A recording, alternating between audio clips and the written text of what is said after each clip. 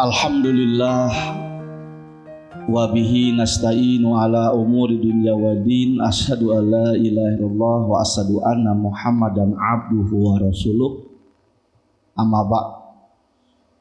Ikhwatu iman, sahabat Su'abul Iman yang insyaallah dimuliakan Allah Subhanahu wa taala. Sabtu ketiga masih di Masjid An-Nur PT Inti, kita malam mingguan dengan mengisi kajian. Insyaallah ini bermanfaat buat kita semua. Kita sebagai manusia butuh nutrisi, karena dalam diri kita itu bukan hanya kebutuhan fisik, ada kebutuhan rohani. Dan kebutuhan rohani ini harus disiram dengan wahyu, dengan Al-Quran, dengan sunnah Rasulullah SAW. Kemarin kita menjelaskan kekuatan kalimat thayyibah. Kalimat yang baik itu seperti pohon yang baik, sementara kalimat yang buruk itu seperti pohon yang buruk. Maka penting bagi kita, pikiran kita, hati kita itu menyerap kalimat thayyibah, kalimat-kalimat yang positif, yang baik. Dan kalimat yang baik itu Rasulullah mengajarkan yang pertama adalah kalimat la ilaha illallah. Ya. Sementara kalimat yang buruk itu maksudnya adalah kalimat kekufuran. Jadi orang-orang kafir ini dia bagaikan pohon yang buruk, ya. Kenapa? Karena dasarnya, spiritnya dia mencerna, memakan kalimat-kalimat yang buruk. Sementara orang-orang muslim, orang-orang mukmin, dia selalu mencerna kalimat-kalimat yang baik. Itulah la ilaha illallah, itulah Allahu akbar, subhanallah, alhamdulillah. Kalau kita bertemu dengan sesama muslim, assalamualaikum, itu pun kalimat thayyibah, kalimat yang baik. Nah, sekarang kajian kita ini ya tentang maratibuddin. Ada sebagian ulama memberikan judul marotib. Marotib artinya tingkatan beragama. Ada juga menyebutnya arkanuddin, rukun beragama. Ya. Di dalam bahasa Arab, agama itu sebut din. Ya. Kalau bahasa Inggris religion. Ya.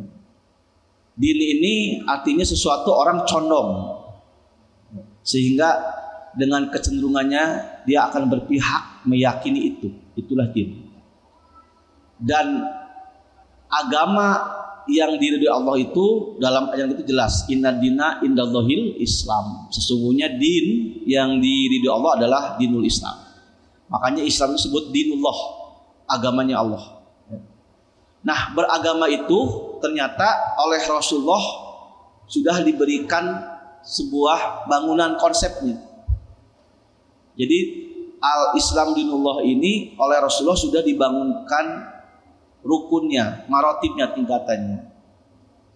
Ini sering dikaji oleh para ustadz ya, yaitu tentang Islam, iman, dan ihsan. Jadi runtutannya itu Islam, iman, dan ihsan. Jadi beragama itu ada 3 tingkatan. Tingkatan yang paling rendah adalah Islam. Jadi kalau ditanya Indonesia ini masyarakat muslimnya banyak. Karena Islam itu cukup dengan pengakuan dia sebagai muslim dan dibuktikan dengan yang nampak-nampak, ya, sholatnya, saumnya, zakatnya, sampai haji, itu Islam. Makanya Islam itu para ulama menyebutnya al-a'malud dhahirah, perbuatan-perbuatan yang nampak itu Islam. Ya. Nah, tingkatan yang paling rendah itu adalah Islam. Tingkatan yang kedua, pertengahan, namanya iman. Walaupun dalam satu tempat kadang-kadang iman dan Islam itu juga gitu ya. Kalau dalam Al-Quran disebut alladzina amanu, itu maksudnya Islam dan iman. Kalau dalam satu tempat kami adalah muslim, maksudnya muslim dan iman.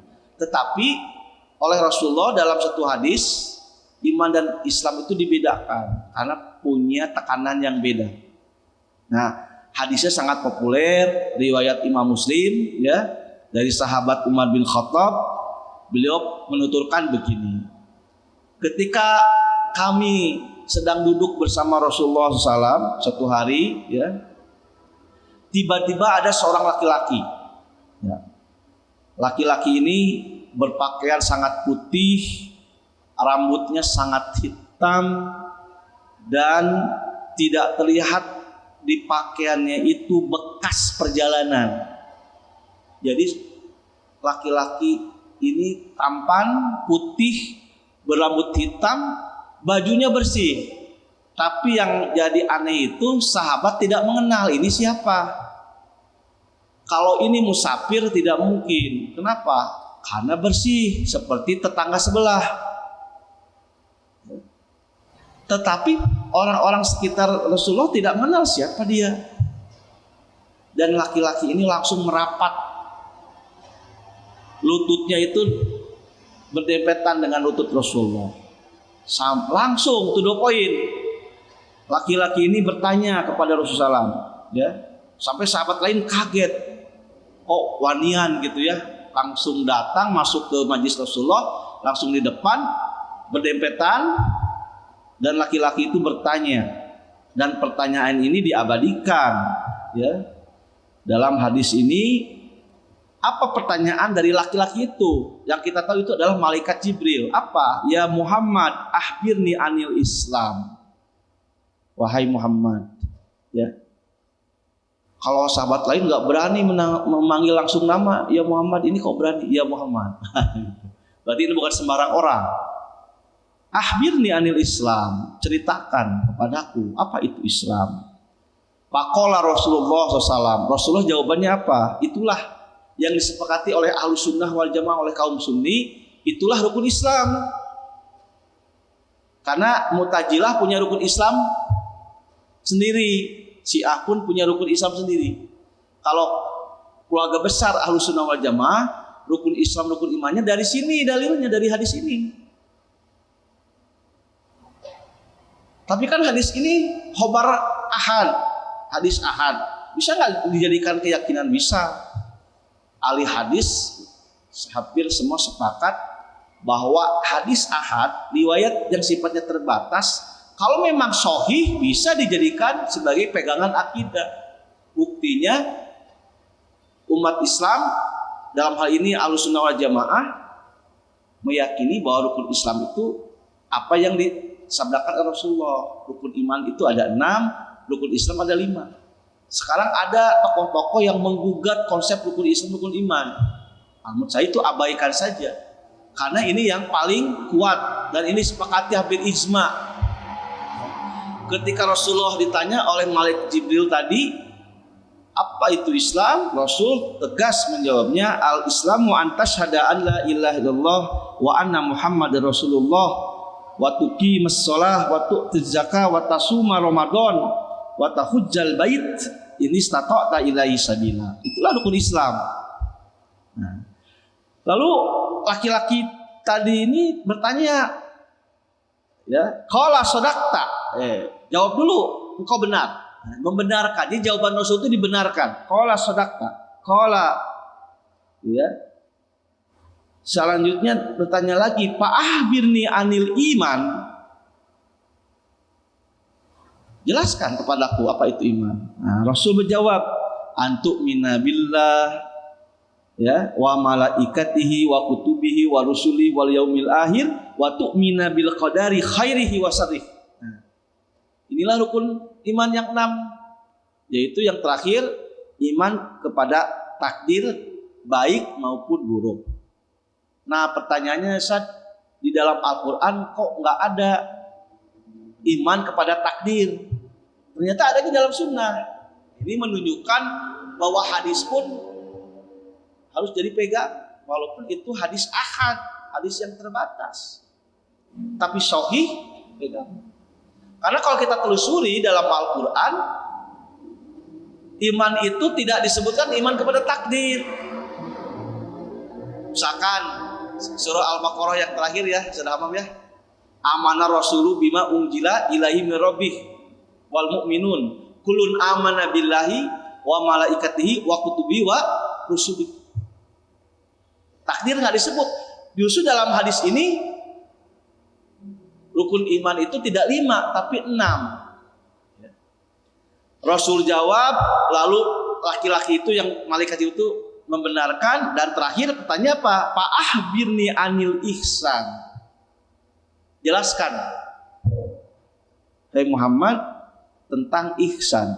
Rasulullah menjawab, kita sering dengar hadis ini, apa itu ihsan? Anta budallaha ka'annaka tarahu. Engkau beribadah kepada Allah seolah-olah engkau melihatnya. Fa in lam takun tarahu, dan jika kamu tidak bisa melihatnya, fa innahu, harus yakin, yaraka, Allah melihatmu. Lalu pertanyaan selanjutnya, fa ahbirni anis saah. Hai Muhammad, ceritakan kepada aku tentang hari kiamat. Rasulullah menjawab itu. Dan terakhir Rasulullah menyampaikan kepada para sahabat saat itu, apa? Rasulullah ditutup dengan pernyataan begini, fa innahu Jibril. Yang tadi yang nanya itu adalah malaikat Jibril. Atakum yu'alimukum dinakum. Jibril datang mengajarkan tentang din kamu. Ini catatan lahirnya. Fa innahu Jibrilu atakum yu'alimukum dinakum. Jadi hadis ini termasuk hadis prinsip buat kita. Jadi sebenarnya yang mengajarkan konsep agama itu siapa? Malaikat Jibril. Tapi lewat pertanyaan tanya jawab antara malaikat Jibril dengan Nabi Muhammad SAW. Nah akhirnya disimpulkanlah oleh para ulama, maratibuddinul Islam, tingkatan agama Islam itu ada 3. Yang pertama, ya, al martabatul ula, martabatul a'mal ad-dhahirah wa tusamma bil Islam. Tingkatan yang pertama, orang beramal itu adalah Islam. Tingkatan yang kedua adalah al-i'tiqadat al-batiniyah. Itu titik tekannya adalah keyakinan. Itulah tingkatan iman. Dan yang ketiga adalah martabatul itqanuhumma, yaitu tingkatan level tertinggi. Itqan itu apa? Tingkatan memadukan antara Islam dan iman. Nah, dengan hadis ini para ulama menyimpulkan Islam, iman, dan ihsan itu beda. Kalau Islam itu amal dohir yang nampak, kalau iman itu adalah amal batin. Nah, kalau seseorang itu batinnya oke, zohirnya oke, ya, maka itulah sudah makom yang tertinggi, termulia, itulah makom ihsan. Nah, sekarang buat evaluasi kita sehari-hari, ya, kita di level mana? Tergantung kondisi seseorang. Bisa kita di level Islam, dia sholat tetapi tidak mau menerima takdir. Apalagi takdirnya kan takdir buruk, ya. Takdir itu kan takdir baik. Kalau takdir baiknya semua nerima. Nah, sekarang dapat cuan besar, alhamdulillah, takdir baik. Pas pada nerima lah takdir baik mah. Tapi ketika takdir buruk yang disebut musibah, kadang-kadang orang tidak mau menerima kenyataan. Kalau Islam itu pengakuan yang nampak-nampak saja, dia sholat, ya, dia saum nanti Ramadan. Kalau iman itu sudah pembenaran. Bukan hanya yang nampak, batinnya pun membenarkan. Nah, kalau ihsan ini level paling tertinggi, ya. Ihsan ini penjelasan seperti apa ihsan itu, ya. Ini ada penjelasan yang menarik, ya. Al ihsan yakunul martabatus salisah min maratibiddin. Ihsan itu level ketiga dalam agama kita. Kenapa? Ba'dal Islam wal iman, setelah Islam dan iman. Fa in kanal Islam amun. Kenapa? Islam itu sifatnya umum. Pokoknya yang ngaku KTP-nya Islam, ya, yang mengaku diri Islam itu umum. Wasyamil, dan Islam itu selain umum juga syamil, sifatnya menyeluruh. Wal iman mutahassis, dan iman itu lebih khusus. Fal ihsan yakunu ahassu, dan ihsan lebih khusus lagi daripada iman. Nah, ada penjelasan kalau Islam itu ya amalan zahir, kalau iman amalan batin, kalau ihsan itu amalul batin wa amalul zahir. Contoh sederhananya seperti apa? Ya, contoh sederhananya banyak orang yang ngaku Islam gitu ya. Tapi ketika diajak cabang-cabang iman, cabang-cabang itu banyak. Diajak jihad tidak mau gitu ya. Diajak untuk jujur, amanah tidak mau. Kan nanti kajian kita itu tentang Syu'abul Iman, 76 karakteristik orang beriman. Kalau Islam itu bisa jadi rutinitas sifatnya, sholat. Nanti saum Ramadan, insya Allah di banyak umat Islam yang saum Ramadan. Ya. Banyak yang umroh juga. Sekarang sudah ramai umroh, pandeminya sudah selesai. Makanya tadi kalau Islamnya umum, siapapun yang ngaku Islam itu banyak. Sekarang konon umat Islam dunia itu 6 miliar. Itu Islam yang 6 miliar itu ya, karena dia mengaku muslim dan melakukan amal yang nampak rukun Islam. Nah, tidak setiap Islam itu mukmin. Mukmin lebih spesial dari Islam karena mukmin itu sudah penguatan bukan hanya amal yang nampak, batinnya juga. Maka iman itu mengandung tasdikun bil qalbi wa iqraru bil lisan wa amalu bil arkan. Dan iman itu juga melaksanakan karakteristiknya, yaitu yang utama adalah la ilaha illallah, mempertahankan la ilaha. Jadi yang paling utama iman itu adalah mempertahankan akidah. Ada sebagian kita dia orang Islam tetapi dia menjual akidahnya untuk kepentingan non muslim misalkan. Itu berarti Islam belum iman, karena iman itu ada karakteristik lain. Iman itu harus melahirkan cinta terhadap pembelaan terhadap agama Allah. Jadi iman ini lebih berkualitas. Nah, ada yang kualitas paling tinggi.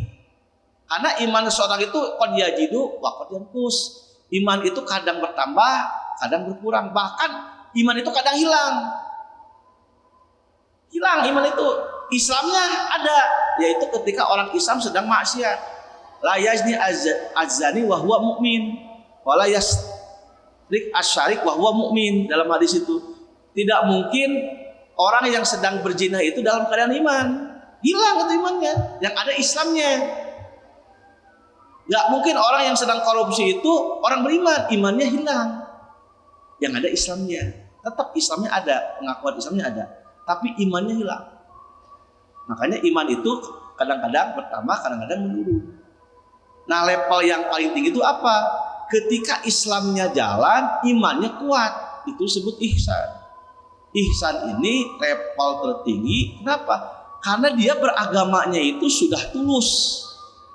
Sebagaimana tadi rukun Islam ada 5, rukun iman ada 6. Kalau rukun ihsan ada 2. Apa rukun ihsan itu? Anta abudallaha ka'annaka tarahu. Kamu beribadah kepada Allah seolah-olah kamu berhadapan dengan Allah. Jadi kalau orang beribadah kepada Allah dimanapun dan merasa Allah itu di hadapannya, itu sudah level ihsan.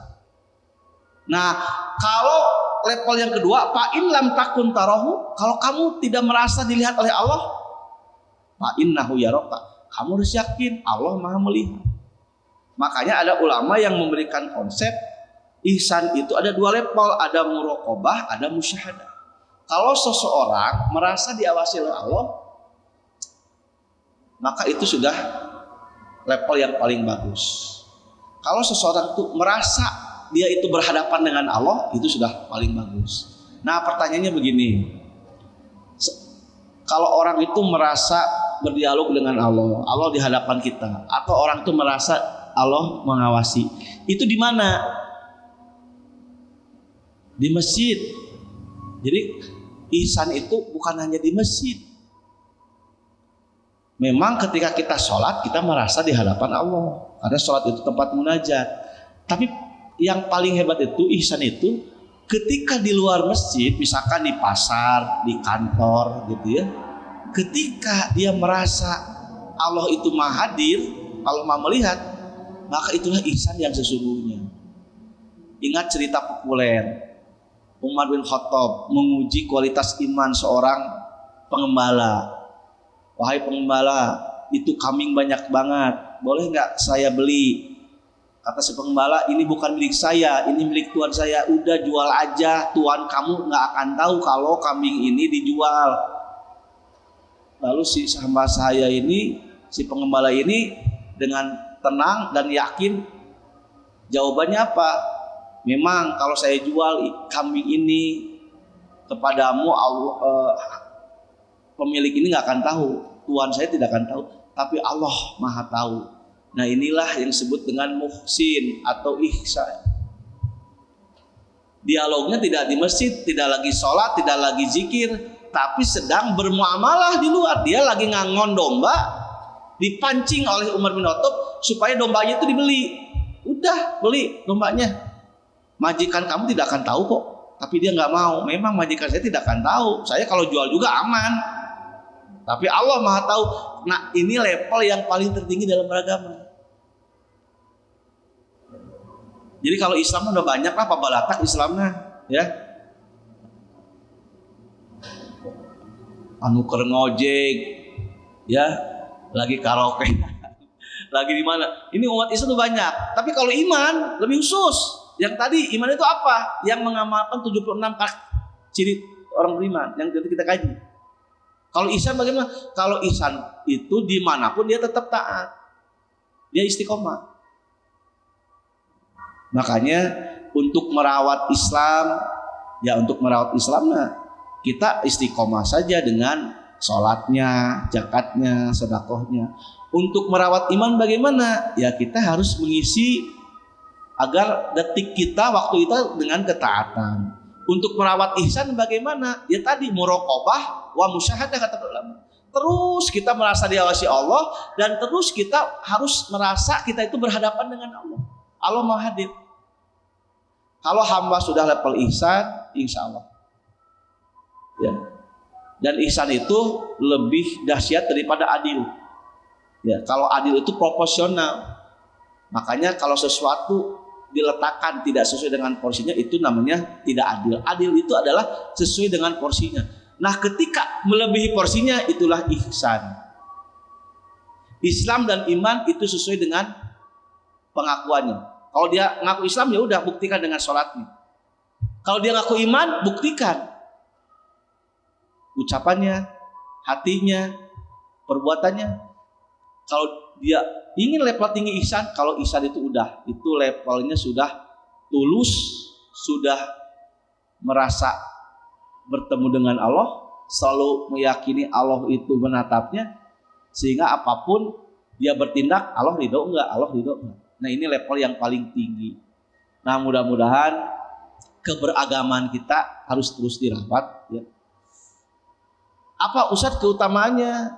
Kalau Islam itu belum tentu mulus ke surga kalau Islam. Kalau iman dia masuk surga, tapi levelnya nggak tahu level yang mana. Tapi kalau ihsan itulah yang masuk surganya tanpa dihisab.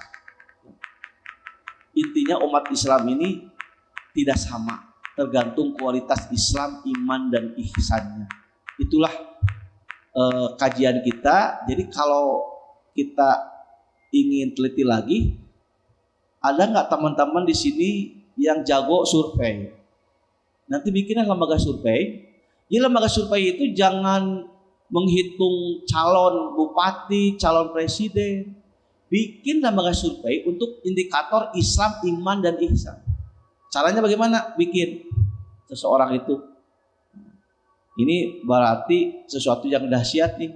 Lembaga survei bisa mendeteksi kualitas Islam, iman dan ihsan seseorang. Itu lebih hebat. Ya. Bisa nggak? Bisa, gitu ya. Orang ini jujur dan tidak jujur, survei aja. Caranya bagaimana? Kalau lembaga keuangan, kalau ngasih kredit itu pasti lihat jujur atau tidaknya. Caranya bagaimana? Nanya tetangga gitu. Nanya tetangga. Kalau survei bagaimana? Keimanan seorang itu lihat dari apa? Lihat aja lingkungan sekitarnya gitu. Bisa jadi ketika kita dinilai dengan istri kita ternyata tidak sebaik yang dikira. Termasuk saya sendiri belum tentu baik. Karena yang tahu keburukan saya siapa? Istri saya, anak-anak saya yang di rumah. Jadi walau alam, kita tetap yang penting perbaharuilah iman kita, perbaharuilah Islam kita, dan mudah-mudahan derajat muhsinin itulah derajat yang terbaik ketika orang hidupnya tulus. Ya, jadi muhsinin itu dalam Al-Quran ahsanu amala. Siapakah ihsan itu? Ahsanu amala, yang amalnya paling baik. Apa kriterianya? Dua saja. Ada kriteria dohir, ada kriteria batin. Jadi ahsanu amal itu ada dua kriteria. Ada kriteria batin, itulah ikhlas. Ada kriteria dohir, itulah sunnah. Jadi kita itu kalau ingin derajat muhsin, udah perbaiki kualitas hati kita agar menjadi orang-orang yang ikhlas. Dan ketika beramal harus benar-benar sesuai contoh dengan sunnah Rasulullah. Itulah ahsanu amal. Itu saja teman-teman, sahabat Syu'abul Iman. Mudah-mudahan kita selalu meningkatkan keberagaman kita, Islam kita, iman kita, dan ihsan kita. Sekian, terima kasih. Aku qouli hadza wa astaghfirullahi wa lakum. Assalamualaikum warahmatullahi wabarakatuh.